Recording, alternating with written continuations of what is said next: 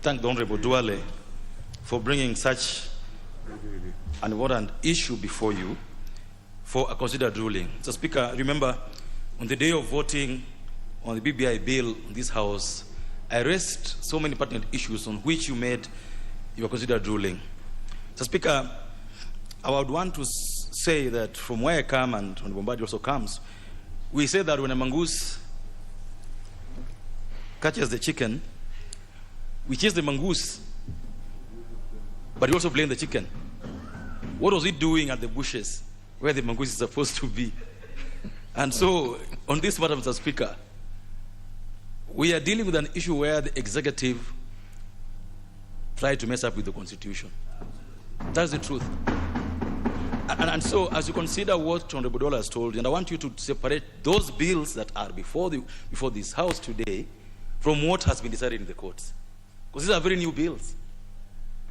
They don't touch on what the courts have said, in my opinion. And so I wouldn't imagine that the judgment given by both the two courts would stop us as a House from processing any bill, Mr. Speaker. But after saying so, Mr. Speaker, I would like to say also that there are things that are in the realm of politics and which must be left politics. Whether they are bad or good, they must be left politics. Then there are those things that are in the realm of the law that we would easily leave to the courts. Once we decide on those, Mr. Speaker, in doing a ruling, you should be able to do both, in my opinion, because you straddle both aisles, the politics and the law. That's why you guide us here, but your rulings are also considered as rulings that would be at the level of the High Court. So, Mr. Speaker, as you do that ruling, I would also want to put you to consider the following. One, the issue of whether the bills being proposed on this floor are amendment bills or they are repealing the Constitution, because that was an issue before the court. The courts were saying that the total effect of the 70 odd amendments in the BBI amounted to repeal, not amendment. And so in your doing a ruling, Mr. Speaker, I would like you to look at those two. The bills before this House, are they repealing or are they amending? It's my considered view that they are amending. And by amending, Mr. Speaker, I don't disagree with the Honorable Majority Leader, Mr. Speaker, that the courts are saying, if you are amending, and you propose to amend, for example, let me use an example of bringing in ministers to this floor of the House. The courts are saying, and I agree with them, deal with one issue in any amendment. Don't mix so many issues. You want to raise 30% of county monies, you want to change, to bring in ministers here, you want to do gender rule, it's a mix that no one can think about. What are you trying to do? You are trying to torpedo, you're actually trying to overturn the Constitution. In my mind, Mr. Speaker, I don't think the bills that are on this floor of the House, proposed by members, amount to what we saw being done in the BBI, Mr. Speaker. Mr. Speaker, on the issue of IBC, and I also want to again refer to what the Honorable Majority Leader said on this issue. The courts are very clear, Mr. Speaker, that we must distinguish between two things.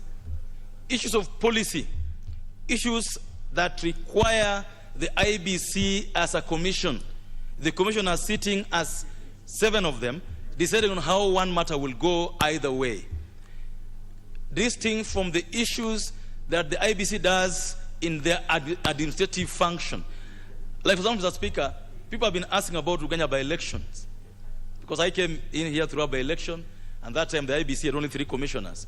The court said in their judgment that on matters where the IBC commission have no decisive vote, matters whose results are unpredictable because they don't belong to the IBC commission but they belong to the people, those ones, if the IBC did them, Mr. Speaker, the courts are saying you cannot fault IBC. And that is also the case with the election of the President of the Court of Appeal. The IBC's role there was not decide whether the Honorable Justice Musinga would be President or not. They were only facilitating the process, administrative process. And so the courts are saying those ones are okay. But where, for example, the commission has sit and decide whether we will determine one way or the other in how we'll collect signatures, we'll decide one or the other on how the regulations look like, then that requires the IBC to be fully corrected or have quorum, as it were. So, Speaker, we need to distinguish those ones. So, Speaker, the courts are introducing something that is very unique, that I think we as Parliament must look at and see whether we want to comply with it or not. The issue of whether, if you are to touch the issues under Article 255, and you are going to do it through a popular initiative, you must do what was done before the 2010 Constitution came to be. Whether you must put together a Constituent Assembly.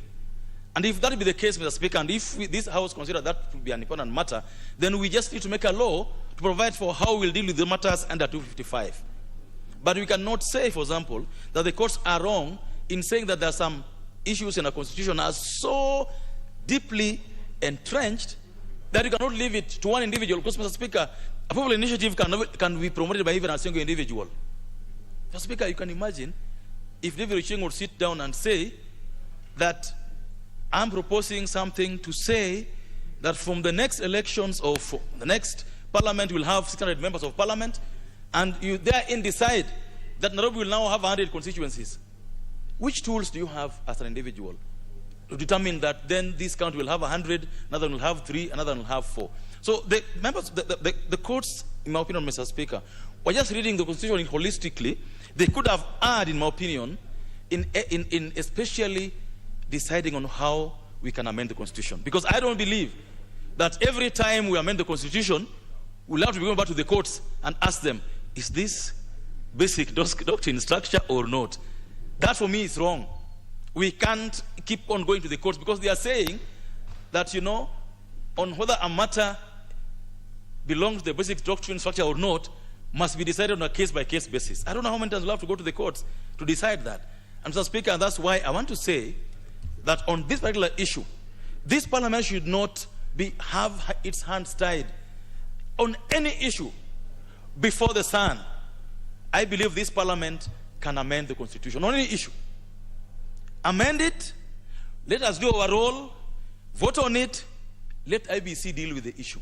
If IBC wants to go to court to determine whether an issue falls within that policy structure or not, should not be our business. Let us do our job. Let us not claim that we are being handcuffed in any way, yet I don't see that in the ruling of the court. Mr. Speaker, I would want us to, as a House, provide leadership on this matter. And how do you do this, Mr. Speaker? And this has been said before, severally.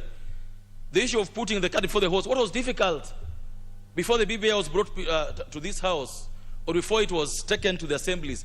What was difficult in this House passing a law on a referendum? What was difficult in us passing a law on how to process questions? So, Mr. Speaker, as you retire to do your ruling, because I heard that word a lot in the courts, as you retire to do your ruling on this, Mr. Speaker, I want you to be guided not by emotion, not by sentiment, but by good order, this Constitution, and above all, respecting the role of Parliament as the only law-making authority in this country. Thank you so much.